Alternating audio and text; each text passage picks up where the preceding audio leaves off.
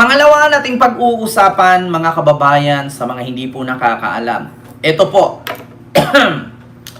mga kababayan, sa mga hindi po nakakakilala kay Edvic at Eric Yap na kaibigan ni Pulong. Kung naalala ninyo, nagsalita po si Pangulong Bongbong Marcos na naka-frozen or naka-freeze na ang kanilang mga account according sa AMLAC dahil mula sa lupa, sa hangin, sa tubig nilang mga negosyo. At pati na rin ang kanilang construction company ay naka-frozen na rin. Mga kababayan, dawit po ang isang asawa ng YouTuber personalidad na si Smolaudi. Bawal ang bashing! Live, vlog. Bawal ang bash, di ba? Kilala ninyo? Naku, Lot, di ba? Asan na si Lot? My God! Hoy, Lot, yung aking lechon, Lot. Yung mamahalin kong hikaw, Lot. Ngayon, mga kababayan, sangkot at dawit, no, sa joint bank account ang asawa ni Small Laude.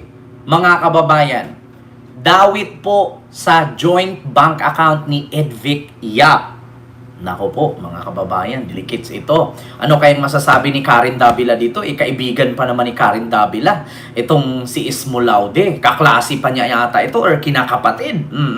Pakinggan niyo po. Detalye sa exclusive Agenda Weekend Report ni Hannity. Sinuri ng Billionaire News Channel ang frozen assets ni Congressman Edvic Yap matapos siyang sumabit sa multi-billion peso flood control scandal. At isa sa mga ito, joint bank account umano kay business mogul Philip Tay Laude. Ang detalye sa exclusive Agenda Weekend Report ni Hannity.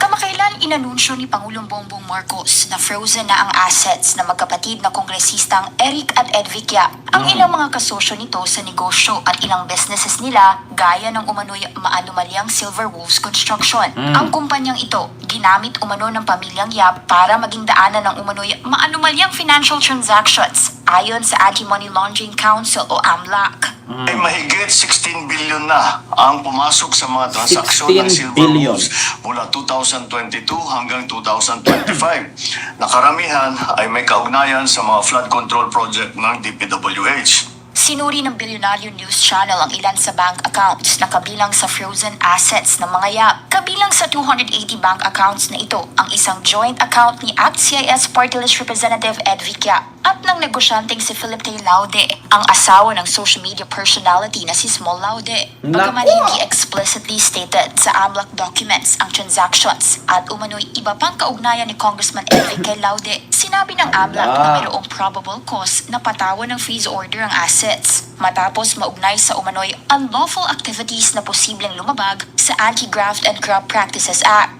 Nakapagtala umano ang AMLAC ng pinakamalalaking transactions sa mga bank account na nakapangalan kay Congressman Edvic noong 2022 at 2023. Ilan sa mga identified sender of funds sa mga account na ito ang ilang contractors na sangkot ngayon sa flood control scandal gaya ng Unimax at St. Timothy Construction ng mga Diskaya. Ang total ng direct transactions sa mga contractor na ito aabot sa 161 worth 4.7 billion pesos. May outward international remittances din daw si Congressman Edvic sa ilang beneficiaries na tila mga kumpanyang involved sa sale and distribution of high-end luxury vehicles. Located ang mga kumpanya sa Germany, United Arab Emirates, California, Canada at Netherlands. Ito ay kahit wala na raw known business involvement si Congressman Edvic sa Saglit lang, mga kababayan. Nagtataka lang ako sa balita ngayon. Ngayon ko lang to narinig kasi kanina ang pinapakinggan ko ay itong asawa ni Smolaude, si business mogul Laude, ka-joint bank account ni Edvic Yap. Ngayon, mga kababayan, according sa pananaliksik at research ng Billionaire News Channel, mga kababayan, merong mga pera na nakadeposit sa bank account ni Edvic Yap na mga luxury vehicles business. So may possibility kaya, mga kababayan, na may negosyo si Edvic Yap na hindi nakapangalan sa kanya, ngunit ang pera ay doon pumapasok sa kanya? Kasi, mga kababayan, according dito ngayon sa balita ko narinig ninyo, merong Canada, merong Netherlands, merong ano pa yon? America, California. Diba? Mga luxury vehicles. So may possibility kaya, mga kababayan, na parang Juju Marbinay ang nangyari dito. Na meron kang business na hindi nakapangalan sa'yo, pero ikaw ang financer. Parang may mga ganyan ba, mga kababayan, na senaryo? Halimbawa, ako isa akong bilyonaryo. Oo. Pero sa bukid lang ako nakatira. Yung magpapakilalang may-ari ng business, ng mga groups, di ba? Napanood nyo sa Chinese movie, yung mga short movie dyan, yung mga drama box. Oo, crony po yun. Yes, crony ang tawag dyan. Napanood din nyo sa drama box dyan sa reels niyo sa Facebook na may mga, ito 3 years, 10 years na nakalipas, isa palang bilyonaryo. Tapos bumalik, ganyan-ganyan. Kita nyo mga kababayan sa mga Chinese movie? Diyan yung mga reels.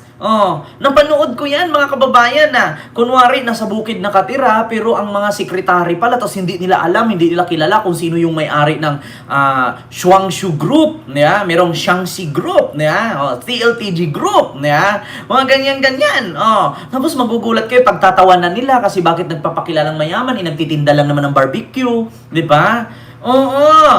Di ba mga ganun mga kababayan? Substitute movements, di ba? Sir Kendry. Kaya napaka-imposible na may mga perang pumapasok sa bank account ni Edvic Yap na galing sa mga businesses na may kinalaman sa mga luxury vehicles.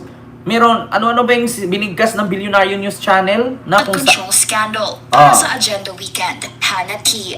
Ano yun? Ito Graft and Corrupt Practices Act. Nakapagtala umano ang AMLAC ng pinakamalalaking transactions sa mga bank account na nakapangalan kay Congressman Edvic noong 2022 at 2023. Ilan sa mga identified sender of funds sa mga account na ito ang ilang contractors na sangkot ngayon sa flood control scandal gaya ng Unimax at St. Timothy Construction ng mga Diskaya. Ang total ng direct transactions sa mga contractor na ito aabot sa 161 worth 4.7 billion pesos. May outward international remittances din daw si Congressman Edvic sa ilang...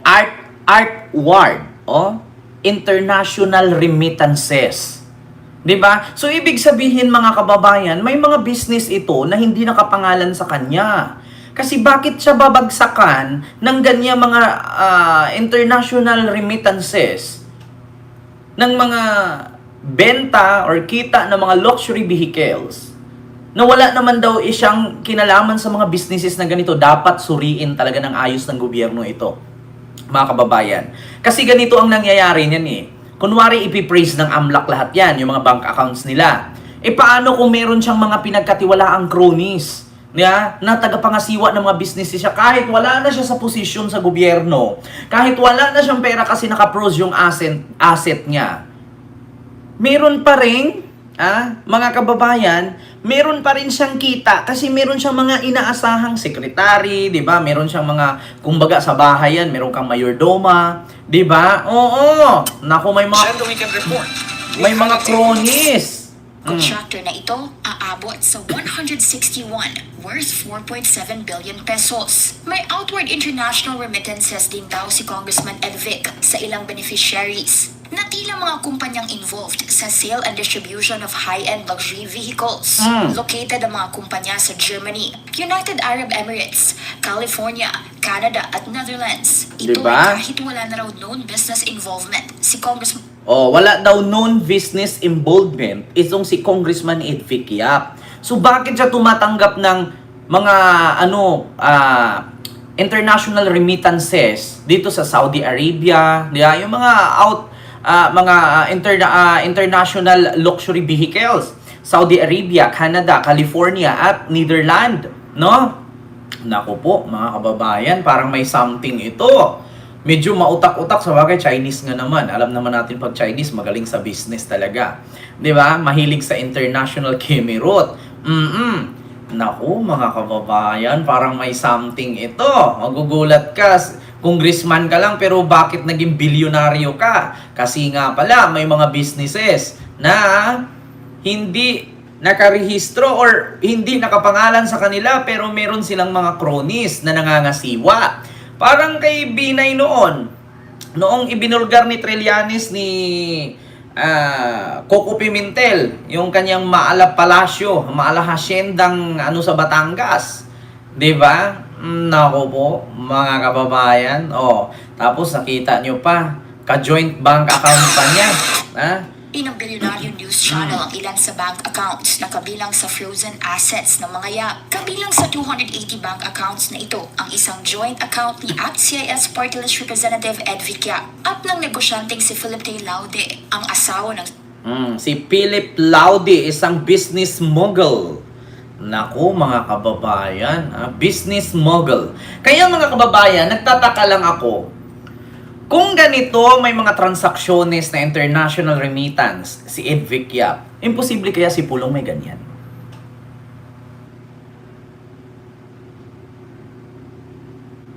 Parang napaisip ako ngayon. Imposible kaya ang mga Duterte, meron silang mga businesses na hindi nakapangalan sa kanila? Nagtatanong lang po. Walang masama sa magtanong. Ang masama doon kung malalaman ng iba. 'Di ba? Hay nako, mga kababayan. Nako, bawal ang bashing. Blag blag blag. Bawal ang bashing. Tapos ito pa nakalagay, Kent, baka partner yan ni Pulong sa mga luxury car niyang illegal, sabi ni Ma'am Winnie Fair. Ayan. Actually, mga kababayan, may issue din si Pulong noon ng isang luxury vehicle smuggling sa Davao City, kung naalala ninyo. Meron pong luxury vehicle smuggling si Pulong na issue sa Davao noon. Bakit mga kababayan? Hindi ba totoo? Wait lang ha. Hanapin natin. Pulong sangkot sa isang smuggling sa luxury vehicle sa Davao. Ito. Ito na, mga kababayan. Ito po, basahin natin, mga kababayan. GMA News.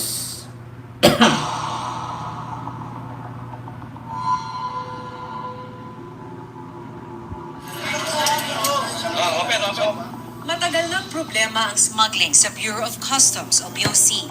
And we will show you the 22 luxury vehicles. Kabilang sa mga ini-smuggle ang mga luxury cars. Chevrolet Camaro, declared value 1 million. Ang market value, 4 million. Ang kadalasang estilo ng pagpapadala ng mga mamahaling sasakyan ay ang tinatawag na undervaluation, isang uri na... Ayan na, mga kababayan. Dito natin makita na actually, mga kababayan, may nabasa po ako noon na sangkot si Pulong sa isang luxury smuggled vehicle sa Davao City. Mga kababayan, meron pa nga akong nabasa niyan na isang papel na dito sa aking messenger na i-share. Na i-share dito yon, mga kababayan. Binasa ko pa nga yun sa isa ko sa mga vlogs na kung bakit ayaw bitawan ng mga Duterte ang Davao City kasi sangkot sila, may mga something na kinasangkutan nila, mga kababayan, sa naturang basta hindi ko na mahanap. Kayo na lang po mag-research, mga kababayan, kung sakali. Pero pagkakaalam ko, meron talaga akong nakuha niyan na kopya na kung saan ay maliit na papel yun Tapos, ito ba yon? Ay, wait lang. Maliit na papel, tapos napakalabo niyang basahin. Ayun na, tumpak yan, Kent. Ayan. Actually, meron talaga mga kababayan. Hindi po ako nagsisinungaling, hindi po tayo fake news dito. Meron akong nakuha niya na isang statement na nilabas ng tawag doon, smuggling group nung panahon ni Duterte, na kung saan ay nabasa ko po iyon, na kung bakit ayaw nilang bitawan itong Davao dahil sa mga ganitong issue, no? Naku po, mga kababayan. Ay, Diyos ko. Di ko mahanap Pero mga kababayan, ito ka-joint bank account ni Edvic Yap daw pala, di umano, ang asawa ni social media influencer, tawag dito, small laude. Naku, gaano ba ito katotoo mga kababayan? Sana sumagot na ang tawag dito, ang kampo ni ito mga kababayan. Ayan, nakita ko na siya, no? Kung meron mang mga transaksyones si Edvic Yap na galing sa international remittance patungkol sa mga luxury vehicles na wala naman siyang negosyo sa ganyan, di ba magkaibigan sila ni Pulong? So ngayon mga kababayan, ito po. Kaya daw ayaw bumaba. Ito, post po ito ni Japanese character na kung saan nakalagay po dyan, mga kababayan. Ito po. Kaya ayaw nilang bumaba sa pwesto at ayaw nilang bitawan ang Davao City, lalabas lahat ng multo nila. Mga smuggler ang puta. Kaya desperate maging presidente si Sara, takot sila na patungo sa kanila ang investigasyon ng korupsyon at mga kalukuhan pa nila sa gobyerno na lalo ng maingay at siniraan si PBBM. So ayan po yun mga kababayan. So babasahin ko po itong naturang nakalagay. Intelligence information received declared that contained Glenn Iskandor, son of Colonel Iskandor, and owner of Mandaya Hotel, and Juan Paulo Duterte aka Pulong, son of Mayor Duterte of Davao City, are business partner in smuggling activities and representable, ano ba yan? In the hindi mabasa, smuggling of suburban vehicle or SUV and high-end cars in the area. The place of origin of this vehicle are from Japan, United States of America. The partners even have their showroom at Genesis located at Pacific Drive near SM Davao City. Ayun na nga, mga kababayan. So, hindi na po ako nagtataka. 'Di ba? Sasabihin na naman ng mga DDS, fake news ka! Di sana walang statement na ganito. Di sana hindi nyo nakikita itong Office of the, nakalagay, Office of the President, Republic of the Philippines, Malacanang, Presidential Anti-Smuggling Group. Diba? Di sana wala to. Paano to i-explain? Paano yan ipaliwanag? Anti-Smuggling Group. Diba? Kaya hindi na ako nagtaka, konektado nga naman. Hindi na ako nagtaka, mga kababayan, konektado nga naman. Tell me who your friends are and I will tell you who you are. Kung ang kaibigan mo'y adik, huwag ka na magtaka, adik ka rin. Kung kaibigan mo'y smuggler, huwag ka na magtaka, smuggler ka rin. Diba? Kung ang kaibigan mo ay sinungaling, lahat kayo sinungaling, ganun lang yun. Alam mong sinungaling, sumasama ka. So wala ka nang pinagkaiba. Diba? So yun po yun, mga kababayan. Klarong-klaro po ba? Naku, kapatid ni Alice Eduardo na si Smolaude, ang asawa, ka-joint bank account ni Edvic Yap. Naku, antayin natin ang statement dito ng pamilyang Laude. Kasi nasabit sila dito kay Edvic Yap. Naku, baka madawit sila dito. Naku po, eto na. Mga kababayan. Ay, nako.